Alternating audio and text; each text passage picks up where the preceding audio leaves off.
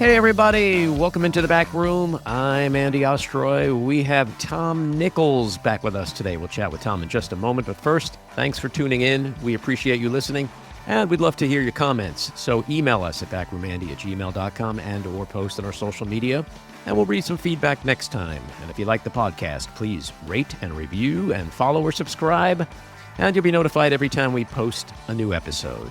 So Tom Nichols is a staff writer at The Atlantic and a contributor to the Atlantic Daily Newsletter. Tom, welcome back into the back room. Thanks, Andy. Good to be back with you. So let's start with Iran and the war. It's about 5 days old now. Give me the good, the bad, and the ugly. Well, the good is there's still a possibility that some other regime emerges out of this and the Iranians are, defanged. I mean, the president's claiming that they were 2 weeks from a nuclear bomb. Pretty sure they were not 2 weeks from a nuclear bomb, but their military capacity, their missiles, their nuclear program, although supposed to be obliterated the first time, definitely obliterated this time. So if that's the good, so be it. So far. The bad is that there could be 100 ways this goes bad, that the regime doesn't fall, that they somehow manage to hang on to power. They keep murdering their people. They're not going to recover their military capacity that fast. But I think that this administration basically decided regime change was the goal, and now they're backing off of that. So, that's a tough backpedal right there. So that's the bad. The ugly is that this war seems to be expanding. It's including other countries. It's inducing a lot of chaos in the region and in world markets. There's all kinds of unpredictable things that can happen. The problem with any sizable military action is that, you just can't see where it's going to go. And, that probably gives me the willies more than most things, is some black swan event that's going to be ugly that we can't really foresee right now. Yeah. Did you happen to catch this morning's presser with SecDef Pete Hegseth and? Oh, yes, I did. Dan Kane. I mean, how effectively or not do you think they're presenting the administration's case with these updates? I mean, you had Hegseth say things like, quote, death and destruction from the sky all day long. We're playing to win. Yeah. Or we can sustain this fight easily. That was my favorite one. Or, then he gets into the ad hominem attacks. The press only wants to make the president look bad. That was actually the worst part of it, because I thought Hegseth's behavior this morning was just disgraceful. Yeah. We have dead soldiers, and he breezes by it. We'll avenge them, and then goes right into, a few drones are going to get through, and you just want to talk about, the ones that did and not the one. Well, yeah.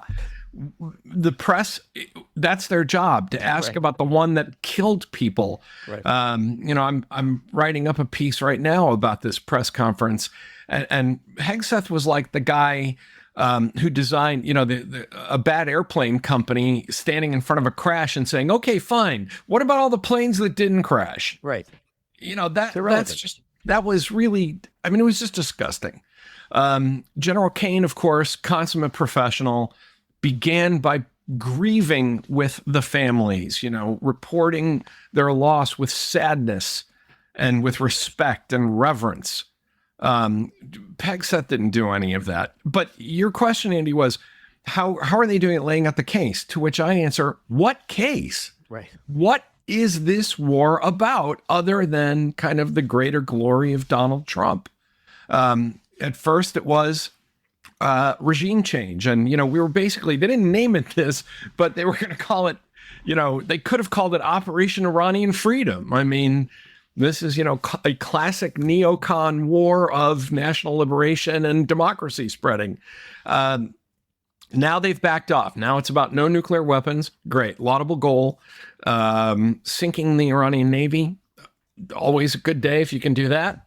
No more, terrorism. We can all sign on to that. No more repression, mass repression within Iran. But you're doing a lot of damage to get those four things, and you're expending a lot of American ammunition You're doing a lot of damage to Iran that somebody is going to have to rebuild. And so, if that was the goal, I don't think we needed to go. And apparently at this hour, as you and I sit here speaking, we're still, just going pedal to the metal, bombing things. But if those were your 4 goals, you probably could have gotten them a lot with a lot less expenditure of effort and risk than we're taking right now. So, I thought General Kane, did a kind of standard briefing. Hegseth did a standard Fox News pundit outing, but nobody's explained the case. And the ones that have, the Defense Department, State Department, and the White House, can't seem to agree. Well, that debacle earlier this week with Secretary of State Marco Rubio, where he's essentially blaming Israel and saying, yeah, they were going to strike, and then we had to strike because we knew they were going to strike us, so we have to strike us before they strike. I mean, it was so convoluted. And then the next day, he walks it back and literally says to the reporter who asked him the question the day before, were you in the room? And she's like, not only was I in the room, I asked the question. And then that was the best part. It's like, yeah, were you there? Yeah, I am the one who asked you. The whole business. I'll be a little bit professorial here for a minute. The whole business about, well, Iran was going to strike Israel, so Israel, we thought they were going to go first. This is all so that the U.S. government can jam this into being preemptive. And the reason they want to do that is because preemptive wars, traditionally and under international law and in international tradition, are okay. A preemptive war is when you're about to be struck. You don't wait to get hit first, and you go first. So, it's kind of like if somebody cocks their fist and you hit them first. The cops don't arrest you for hitting first. You were about to be hit. The problem is there was no indication that any of that was going to happen. So this becomes a war of choice, a discretionary war. In fact, a preventive war. We attacked Iran for things we think they might do in the future. Those are a no-no in international law and in international tradition. And so you can see Rubio and the others saying, we did this because we wanted to. But you can't say that. So you have to kind of kludge up this whole idea that, it was about the Iran. The other rationale, of course, is that, we thought they might hit us first because we had a lot of assets in the region. Well, yeah, that's a situation of your own creation, that you put a lot of military force, pack it into a fairly small area, and then say, we have to go or they're going to hit us. Yeah. But the other travesty was the other day when Hegseth said, we didn't start this war, but we're going to finish it. And I'm sitting there and I'm saying to myself, no, we did start this war. Did I just hear that correctly? So they can't even get it straight whether or not they started the freaking thing. No, they know. They've got it straight, Andy. Publicly. Yeah, publicly, but that's because, again, they're feeding red meat to the base, giving the base and their media ecosystem talking points. We didn't start this war, but we're going to finish it. You're going to hear that all over the place because it's almost a very kind of, 1984, war is peace, ignorance is strength kind of. We did start this war, but the power of that expression, we didn't start it, but we're going to finish it, sort of obliterates the ability to think clearly about it because it's such a stark and easy message to absorb. It should also not be a surprise coming from the administration that claims that Ukraine started the Ukraine-Russia war. So at least they're being consistent. I'm going to ask you to get professorial again.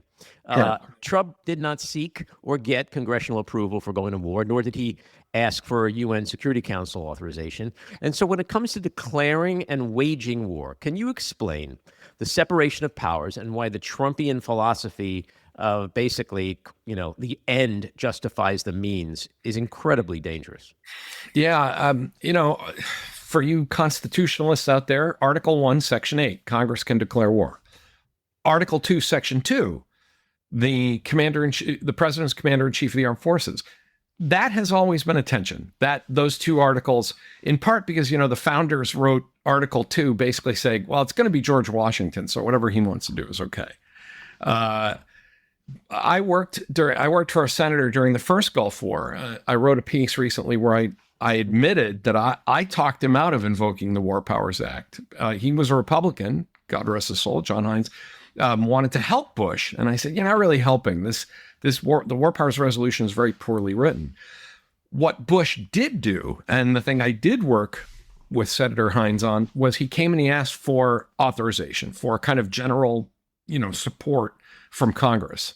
And Congress voted to support the first President Bush in that one. The second President Bush went for an authorization for the use of military force. We've operated in Libya. We had a UN Security Council resolution, on and on. Trump has decided that his theory of government is, I'm the president and I can do anything I want. Now, that is bad enough when it comes to any presidential power. When it comes to the power of war and peace, even I, a strong presidentialist about this, a strong Article 2 guy, the guy who talked his boss out of using the War Powers Resolution, even I find that appalling. You have to come to the American people. You have to come to their representatives. And let me make a kind of ugly practical case. Even if you didn't care about the Constitution and the niceties of law and, I don't know, things like democracy,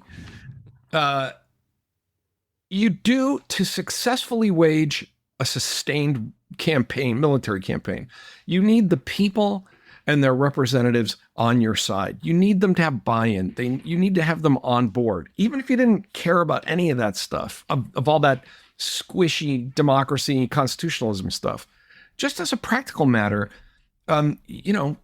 because now this war, good, bad, or ugly, as you said, this is Donald Trump's war. It's not even America's war. This is the president's war, because a majority of the American people are against it, and have been against it from the get-go. And that's something I just, as a kind of a side note, want to point out as a historical footnote. Presidents always get a bump out of using military power. There's always a rally around the flag thing. We're both old guys. I mean, we're old enough to remember George H.W. Bush. Well, I don't want to out you about this, Andy, but we're both old fellows. Trust me, I know. I remember George Bush 41 having a 91% approval rating at the end of the Gulf War, the first Gulf War. Trump, right out of the gate, had no serious public support for this, no support in Congress, no resolutions, nothing. And that's just a bad way to go to war. Yeah, well, but part of that is because he spent last year promising no more wars, no forever wars, America first, right? It's enough. And they believed him. And they believed him, but I think this is where he has made a gross miscalculation, because you're right. Just like the movie Wag the Dog. Oh, shit, we're in trouble. Let's go to war. People love us when we go to war, right? Except it's not working this time, because it was like part of the foundation of his campaign. No more wars. So and he's trying to the people. A year later, we're at war in Iraq. I'm sorry. A year later, we're at war in Iran, and we have dead soldiers after all those promises. That's crazy. This is why part of MAGA is revolting. And he's trying. Well, so far they're still with him, but I think that's pretty fragile. I think I don't think there have to be a lot more casualties. The influencers, I think you're right. The influencers are a bit. But the catalyst to that is the influencers are spreading the message that this administration does not want. And they're creating a permission structure for deserting him on this. Because, these MAGA guys, these MAGA commentators are defecting. Maybe I'm not alone. Maybe it's okay to do. But the problem here in terms of public support, where does he go from here if all he's got is the base, and he's going to end up having to own this? So, that, as I said, it's a terrible way to go to war, because you have nothing to fall back on. Now you have to be successful. And the problem is he hasn't defined what success is. They're all claiming it already. Yeah, I know. I can't figure that out. Oh, this is the most successful war. It's like Groundhog Day. Mission. Yeah. I can almost see on the ship the mission accomplished sign again. Which is why, do you notice today Hegseth went out of his way to say, this isn't a mission accomplished moment. Right. Well, it sure seems like it. Yeah. So what is it you're trying to do? And I think they really thought this was a kind of, magical thinking that will drop a whole pile of ordnance on Iran and then something good will happen. I'm going to get more cynical and conspiratorial on you. And I'm going to suggest, only because he's a sociopath, in my opinion, and the opinion of a lot of people, and he's a pathological liar. To me, it's just Epstein. It's a distraction.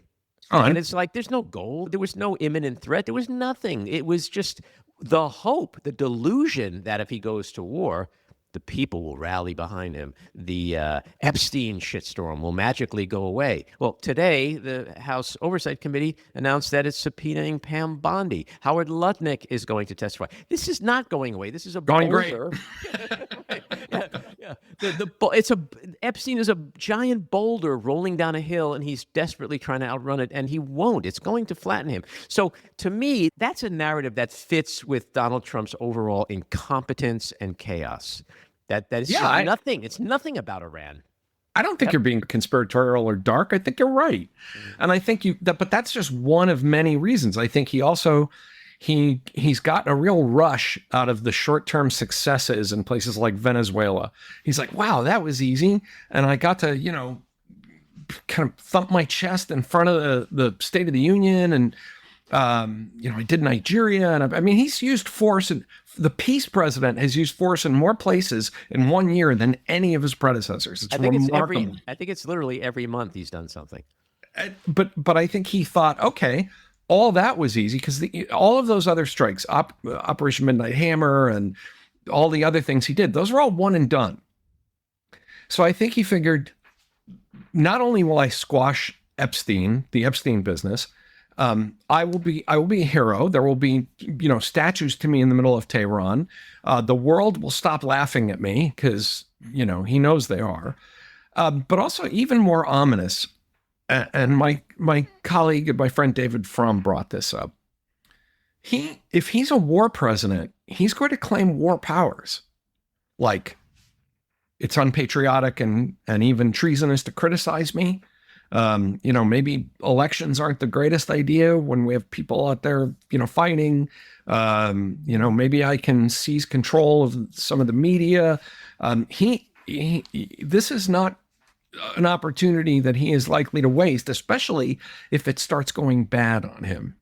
So I think there were a lot of reasons, including, this sociopathic need for glory, squashing the Epstein files, but also maybe trying to put some powers in his back pocket in case all this other stuff starts going south. I mean, it's just amazing that the one thing people really seem to care about, the economy, this is the dumbest thing you could have possibly done for the economy. So those numbers are going to still be bad.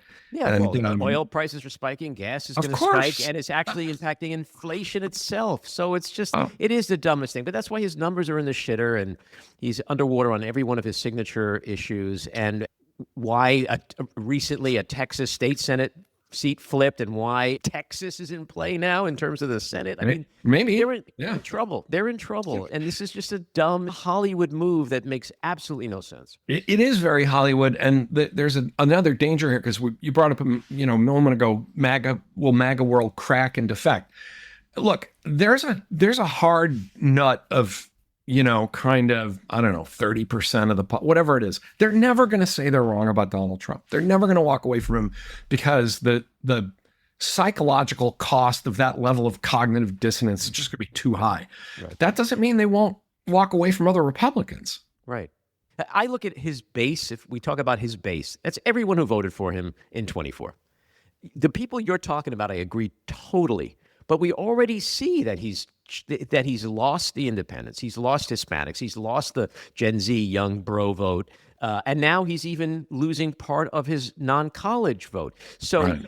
If he had 50% before and he ends up with his 25, 30%, space laser crazies, that's fine. But the margins, as you know, these days on elections are won and lost by just a couple of points. If he were running for re-election, we'd be saying he could be in trouble, but he's not. I mean, unless he tries to, this third term shit that I don't think that's going to happen. But right. I think he could try, but I don't think it's going to happen. But we'd say, well, he's in trouble. But the Republicans that rely on him, that are his life, that he's their life support system, he's their oxygen supply.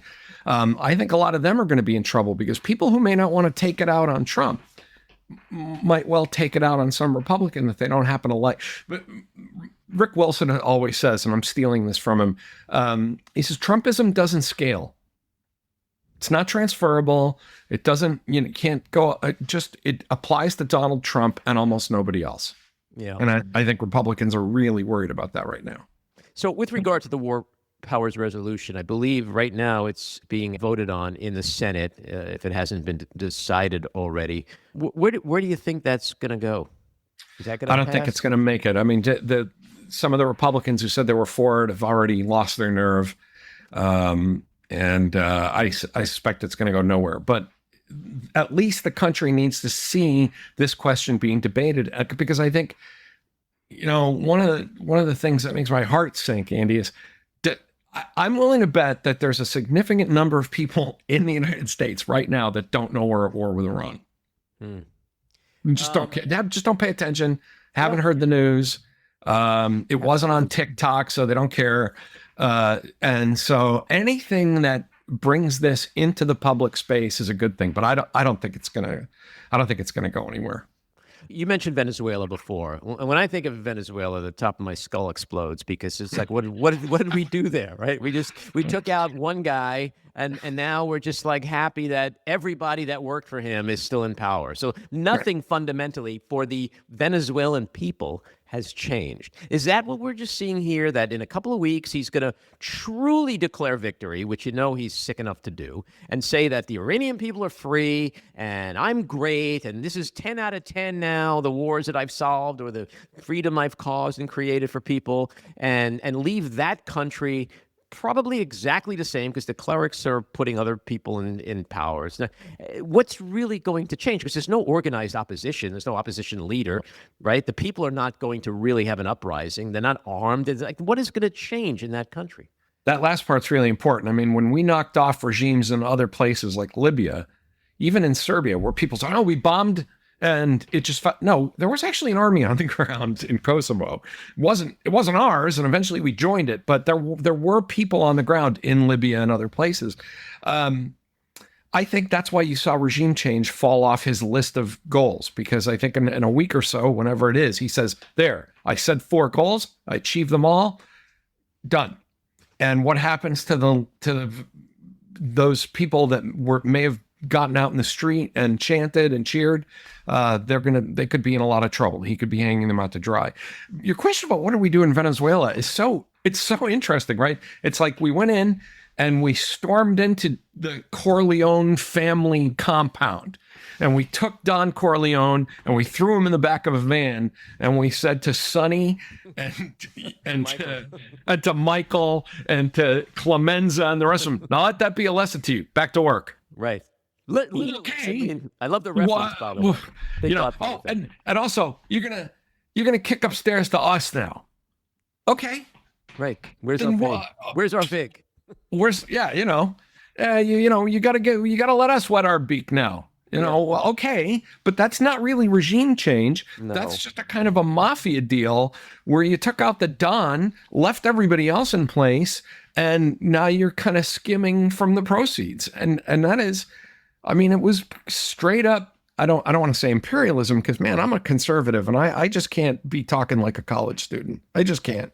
But it was something like that.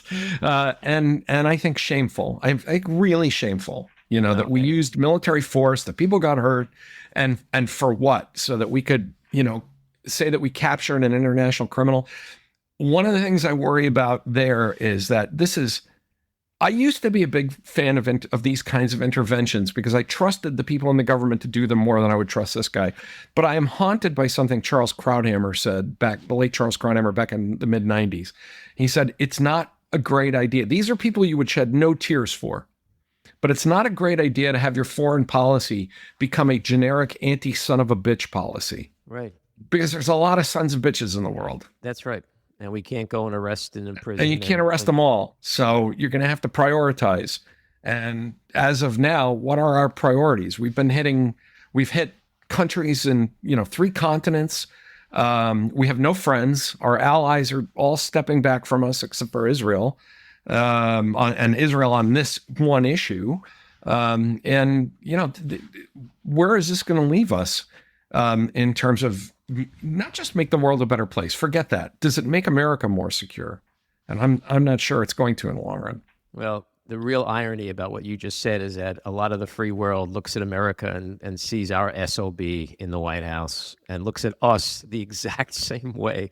Yeah. I have to tell you that I had a very uncharitable thought. I was watching his, I was on MSNBC earlier, and they broke in because he was making some comments today about Iran. And he said, well, you know, it's bad when crazy people get nuclear weapons. And I thought, for once, I can agree. It's always projection or convention with him, right? I thought, all right. Tom, love the insights. Thanks for coming on and helping us unpack this craziness. My pleasure, Andy. Good to see you again. All righty, take care. This episode was produced and edited by me, Andy Ostroy. It was co-produced by Matty Rosenberg and Jen Hammoud for Radio Free Rhiniecliff, with additional editing by Matty Rosenberg, music by Andrew Hollander, and graphic design by Cricket Lengyel. And with a special thanks to our sponsor, The Epicurean. Again, thanks for listening. Please rate and review wherever you get your podcasts, and subscribe to the Backroom with Andy Ostroy YouTube channel, where you can watch full videos of our interviews. See you next time.